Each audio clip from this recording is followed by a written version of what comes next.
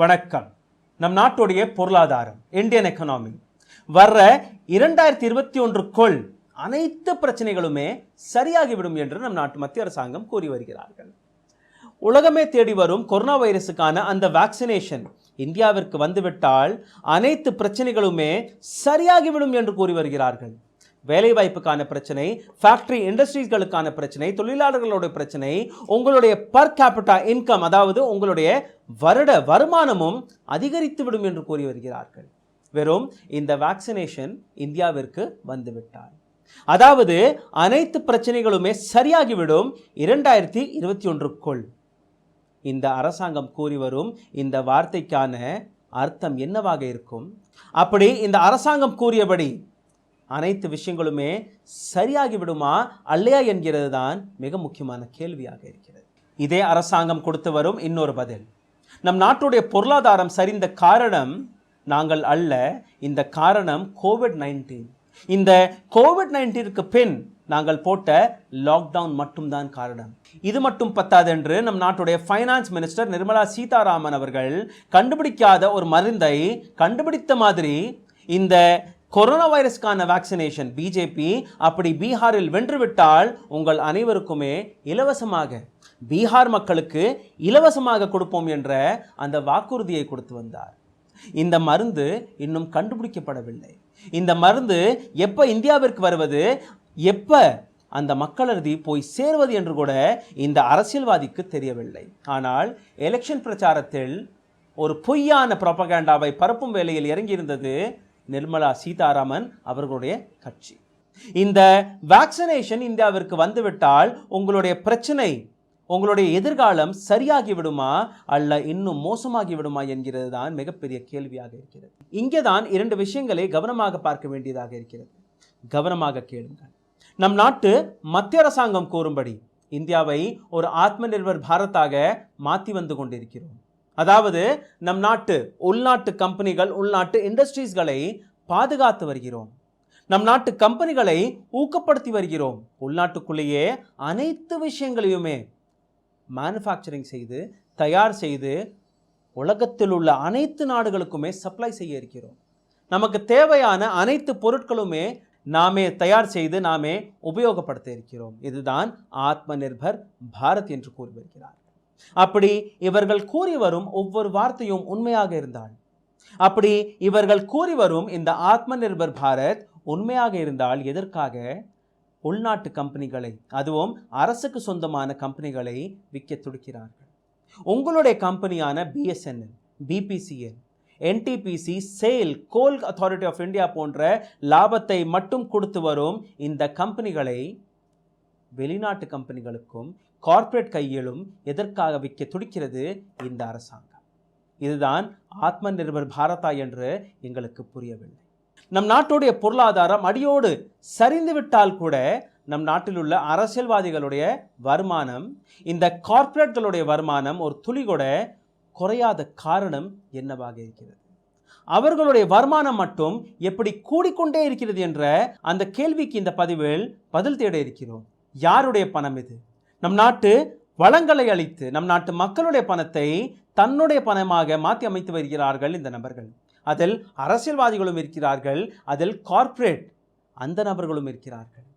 இந்த அரசாங்கத்துடைய பணம் உங்களுடைய பணம், இந்த நாட்டுடைய வளங்கள் உங்களுடைய சொத்தாக இருக்கிறது. ஆனால் இதை அனைத்தையுமே அழித்துவிட்டு அவர்களுடைய சொத்தாக மாற்றி அமைக்கும் வேலையில் இறங்கி இருக்கிறார்கள் இந்த ஒரு சில நபர்கள். போன வாரம் ரீஜனல் காம்ப்ரஹென்சிவ் எக்கனாமிக் பார்ட்னர்ஷிப் என்கிற ஒரு அக்ரிமெண்ட் சைன் பண்ணப்பட்டது. 15 நாடுகள் இதில் கலந்து கொண்டார்கள்.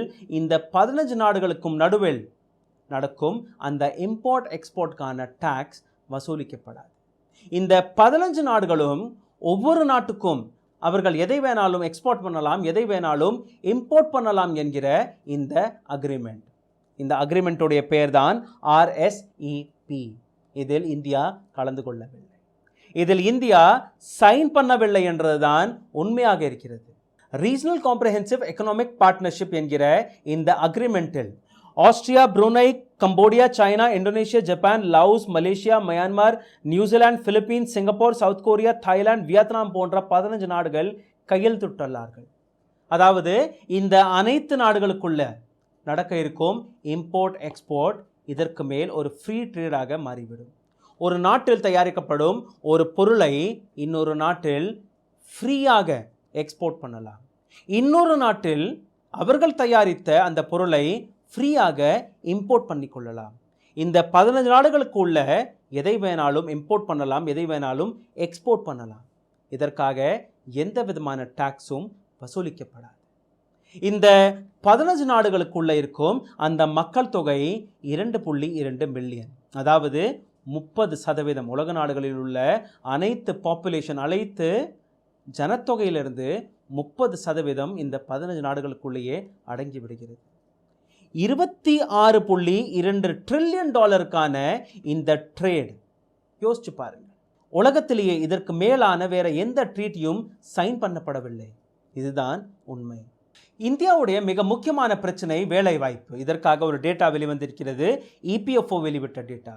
இந்த இபிஎஃப்ஓக்குள்ள அடங்கும் இந்த கம்பெனிகள் அதோடைய எண்ணிக்கை 5,34,869 செப்டம்பர் 2020. அதே அடுத்த மாதம் அக்டோபர் மாதத்தில் இந்த எண்ணிக்கை 5,04,044 குறைந்து விட்டது. நேரடியாக 30,825 கம்பெனிகள் காணாமல் போய்விட்டது. 30,825 கம்பெனிகளுடைய நிலைமை வெறும் ஒரு மாதத்தில். இன்னொரு ஃபேக்டையும் பாருங்கள். அக்டோபர் மாதத்தில் இந்தியாவுடைய எக்ஸ்போர்ட் growth -5.1. அதே சைனாவுடைய எக்ஸ்போர்ட் growth +11.4%. இன்னொரு புறம் மலேசியாவுடைய எக்ஸ்போர்ட் growth +14.6%. இந்தியாவுடைய எக்ஸ்போர்ட் நெகட்டிவில் போய் கொண்டிருக்கிறது 5.1%. இந்தியாவுடைய இந்த எக்ஸ்போர்ட் நெகட்டிவில் போகிற காரணம் என்ன? இந்தியாவிடம் இண்டஸ்ட்ரீஸ் இல்லையா? இந்தியாவுடைய இந்த ஃபேக்ட்ரிஸ், இந்த எக்ஸ்போர்ட் பிஸ்னஸ் சரியான முறையில் நடப்பதில்லையா? எதற்காக இந்தியா இவ்வளோ நெகட்டிவ் growthல் போய்விட்டது? நம் நாட்டு மத்திய அரசாங்கம் கடந்த 6 வருடங்களில் என்னதான் செய்தார்கள்? இவர்கள் செய்த ஒரே காரியம், மேக் இன் இந்தியா என்கிற ஒரு திட்டத்தை அறிவித்துவிட்டு அதே வார்த்தையை மாற்றி அமைத்து ஆத்ம நிர்பர் பாரத்தாக மாற்றிவிட்டார்கள். இதை தவிர வேற எந்த விஷயமுமே நம் நாட்டு இண்டஸ்ட்ரீஸ், நம் நாட்டு ஃபேக்ட்ரிஸ், நம் நாட்டுடைய எக்ஸ்போர்ட்டுக்காக நம் நாட்டு மத்திய அரசாங்கம் செய்யவில்லை என்றுதான் தெரிய வருகிறது. மலேசியா, சைனா இதே லாக்டவுன் காலகட்டத்தில், இதே கொரோனா வைரஸ் காலகட்டத்தில் பக்கத்து நாடான பங்களாதேஷ் கூட நம்மளை விட எங்கேயோ போய் கொண்டிருக்கிறார்கள். ஆனால் மிகப்பெரிய நாடான இந்தியாவுடைய நிலைமை நெகட்டிவ் -5.1 எக்ஸ்போர்ட்டுடைய growth. இது போன்ற சிச்சுவேஷன்களை சரிகட்டுறதற்காக தான் இந்த இன்டர்நேஷனல் அக்ரிமெண்ட்கள் போடப்படுகிறது. இந்த 15 நாடுகள் போட்ட அந்த அக்ரிமெண்ட் மாதிரி. ஆனால் நம் நாட்டு மத்திய அரசாங்கம் உங்கள் கையில் லாலிபாப்களை தான் கொடுத்து வருகிறார்கள். ஹிந்து முஸ்லிம்கான அந்த லாலிபாப், லவ் ஜிஹாத் என்கிற ஒரு லாலிபாப், 2 கோடி வேலை வாய்ப்பு கிடைக்கும் என்கிற லாலிபாப், உங்கள் அக்கவுண்டில் 15 லட்சம் ரூபாய் வந்துவிடும் என்கிற இன்னொரு லாலிபாப், டிமானிட்டைசேஷனால் பிளாக் மணி ஒட்டுமொத்தமாக அழிந்துவிடும் என்கிற இன்னொரு லாலிபாப், எத்தனையோ லாலிபாப்பை உங்களிடம் கொடுத்து வருகிறார்கள். இந்தியாவின் இன்னொரு மிக முக்கியமான பிரச்சனை கார்ப்பரேட் நிறுவனங்கள். அதாவது இந்த கார்ப்பரேட் நிறுவனங்கள் நம் நாட்டு மத்திய அரசாங்கத்தின் செல்ல குழந்தைகள் போல நடந்து வருகிறார்கள். இந்தியாவுடைய பொருளாதாரம், இந்தியாவுடைய ஜிடிபி அடிமட்டத்தில் போனால் கூட நம் நாட்டு நான் பெர்ஃபார்மிங் அசெட் என்பிஏ வாராக்கடன் 9,50,000 உயர்ந்து விட்டது. ஆனால் இந்த நபர்களுடைய சொத்து மதிப்பு மட்டும் ஒரு துளி கூட குறைவதில்லை, அதிகரித்து கொண்டுதான் இருக்கிறது. இந்தியாவுடைய பர் கேபிட்டா இன்கம் மற்றும் சைனாவுடைய பர் கேபிட்டா இன்கம் என்னவாக இருக்கிறது? 10 வருடங்களுக்கு முன்னாடி, அதாவது 2010ஆம் ஆண்டு சைனாவுடைய பர் கேபிட்டா இன்கம் $4,500. அதாவது ஒரு நபருடைய ஒரு வருடத்திற்கான வருமானம் $4,500 2010ஆம் ஆண்டு. அதே 2010ஆம் ஆண்டு இந்தியாவுடைய பர் கேபிட்டா இன்கம் $1,357 இருந்தது. 2019இல் இந்த டேட்டா அதிகரித்தது. சைனாவுடைய பர் கேபிட்டா இன்கம் $4,500 அதிகரித்து $10,599 மாறிவிட்டது. இந்தியாவின் பர் கேபிட்டா இன்கம் 1,357 உயர்ந்து 2,104 மாறினது.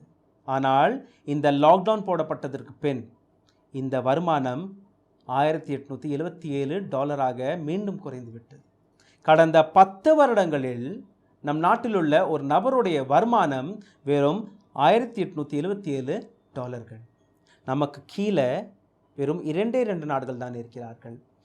மயான்மார் $1400, கம்போடியா $1647, இந்தியா $1877. நமக்கு மேலேயும் பல நபர்கள் இருக்கிறார்கள், அதையும் கொஞ்சம் பார்த்து விடுங்கள். மலேசியாவில் இருக்கும் நபர்கள் அவர்களுடைய வருட வருமானம் $11,404, இந்தோனேஷியா $4,135, பிலிப்பீன்ஸ் $4,125, வியட்நாம் $2,715.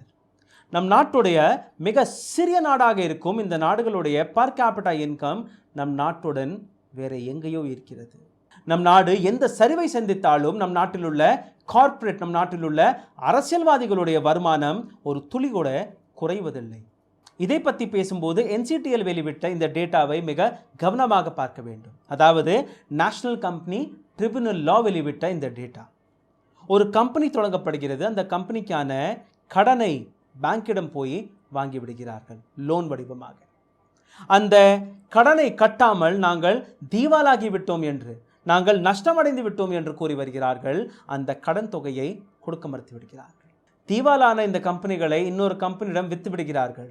ஆனால் அந்த வித்த தொகை நீங்கள் பார்த்தீர்கள்னா சில்லறை காசாக தான் இருக்கிறது. NCTL வெளிவிட்ட இந்த டேட்டாவை பார்த்து விடலாம். பூஷன் ஸ்டீல் மற்றும் ராம்கோ குரூப் வாங்கின கடன் தொகை 40,000 கோடியிலிருந்து 50,000 கோடி ரூபாய். 30,000 கோடியிலிருந்து 40,000 கோடி ரூபாய் எழுதி வாங்கின இன்னொரு கம்பெனியான CR ஸ்டீல் மற்றும் பூஷன் பவர் பணத்தை திரும்ப கொடுக்கவில்லை. 20,000 30,000 கோடி ரூபாய் ஆலோக் இண்டஸ்ட்ரி, 10,000 20,000 கோடி ரூபாய் ஆம்டெக் ஆட்டோ லிமிடெட் மற்றும் மணி ஸ்பா லிமிடெட். 10,000 கோடி ரூபாய் கடனை வாங்கி திரும்ப கொடுக்காத கம்பெனியுடைய பெயர் electro steel infra and JP group. 5,000 10,000 கோடி ரூபாய் வாங்கி கடனை திரும்ப கொடுக்காத நபர்களுடைய பெயர் ஜோதி குரூப் மற்றும் ABG ஷிப்யார்ட். இந்த பட்டியல் போய்கொண்டே இருக்கும். இவ்வளோ பெரிய கடன் தொகைகளை வாங்கி எப்படி இந்த நபர்கள் தப்பித்து விடுகிறார்கள்? எப்படி மக்களுடைய பணத்தை ஏமாற்றி, அரசாங்கத்தையும் ஏமாற்றி இந்த நபர்கள் இந்த ஸ்கேம்களை செய்து வருகிறார்கள் என்று அதையும் பார்த்து விடலாம்.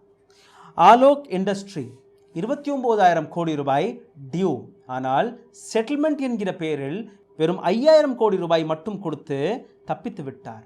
அதாவது அரசாங்கத்தின் சட்டத்தை கைக்குள் எடுத்து அரசாங்கத்திற்கு எந்த விதமான லாபமும் கொடுக்காமல் ஒரு சில அரசியல்வாதிகளை மட்டும் கையில் போட்டு கமிஷன் பேசி 29,000 கோடி ரூபாயை மாற்றி வெறும் 5,000 கோடி ரூபாயாக செட்டில்மெண்ட் செய்து விட்டார். இன்னொரு கம்பெனியான அடாப் ஷிப்யார்ட், இந்த கம்பெனிக்கான டியூ 25,000 கோடி, ஆனால் செட்டில் பண்ணப்பட்ட பணம் வெறும் 2,000 கோடி ரூபாய். மான்டெக் ஸ்பா என்கிற இன்னொரு கம்பெனி, இவர்களுடைய டியூ 11,000 கோடி ரூபாய், ஆனால் செட்டில்மெண்ட் ஆனது வெறும் 3,000 கோடி ரூபாய். இன்னொரு கம்பெனியானது IVRCL, இந்த கம்பெனிக்கான மொத்த டியூஸ் 13,000 கோடி ரூபாய், ஆனால் செட்டில் பண்ணப்பட்டது வெறும் 1,000 கோடி ரூபாய். இன்னொரு கம்பெனி பூஷன் ஸ்டீல் 55,000 கோடி ரூபாய் டியூ, ஆனால் வெறும் 35,000 கோடி ரூபாயில் செட்டில் ஆகிவிட்டது. அரசாங்கத்திற்கு 20,000 கோடி ரூபாய் நஷ்டம். இந்த பட்டியல் போய்கொண்டே இருக்கும். இந்த பட்டியல் இன்னைக்கு நேற்று அல்ல, இந்த பட்டியல் ஆண்டாண்டு காலமாக இதே மாதிரி தான் நடந்து வருகிறது. இந்தியா வல்லரசாக மாறாமல் இன்னைக்கும் பின்தாங்கி இருக்கும் காரணம் இது போன்ற கார்ப்பரேட் நிறுவனங்கள் மட்டும்தான். 2014 டாக்டர் மன்மோகன் சிங்குடைய அரசாங்கத்தின் போது NPAக்கான தொகை 2,27,000 கோடி ரூபாய். அதே மோடி அரசாங்கம் 2019 இந்த தொகை அதிகரித்து 9,50,000 கோடி ரூபாயாக மாறிவிட்டது. யோசிச்சு பாருங்கள், 2014 2019 வர 9,50,000 கோடி ரூபாய் NPA மட்டும். இதே NPAவின் அந்த ரெட் ஜோன், அந்த பட்டியலும் கொஞ்சம் பார்த்து விடுங்க. ஒரு பேங்க் 15% NPAவை தொட்டுவிட்டால் அது டேஞ்சர் ஜோனாக பார்க்கப்படுகிறது. இன்னொரு வங்கி 20% மார்க்கை தொட்டுவிட்டால் அதை யாராலுமே காப்பாற்ற முடியாது, அந்த வங்கி முழுகிவிட்டது என்று கருதுவார்கள். 25% அந்த வங்கி தொட்டுவிட்டால், என்பிஏவை தொட்டுவிட்டால் அதில் உள்ள கஸ்டமர்களுக்கு கூட எதுவுமே கொடுக்க முடியாது என்று கருதுவார்கள். இந்தியாவில் உள்ள பல வங்கிகள் அதை தொட்டுவிட்டது. UCO bank 25% NPA, Indian overseas bank 22% NPA, central bank of India 20% NPA, united bank of India 16.5% NPA. இது போன்ற பல பேங்குகள் இருக்கிறது. இந்த நஷ்டமடையும் பேங்குகளுக்கு ஒரு மிக சிறந்த ஃபார்முலாவை கொண்டு வந்தது நம் நாட்டு மத்திய அரசாங்கம். நஷ்டத்தில் போய் கொண்டிருக்கும் இந்த வங்கிகளை நன்றாக செயல்பட்டு வரும் அந்த வங்கிகளுடன் மர்ஜ் பண்ணிவிடுவது.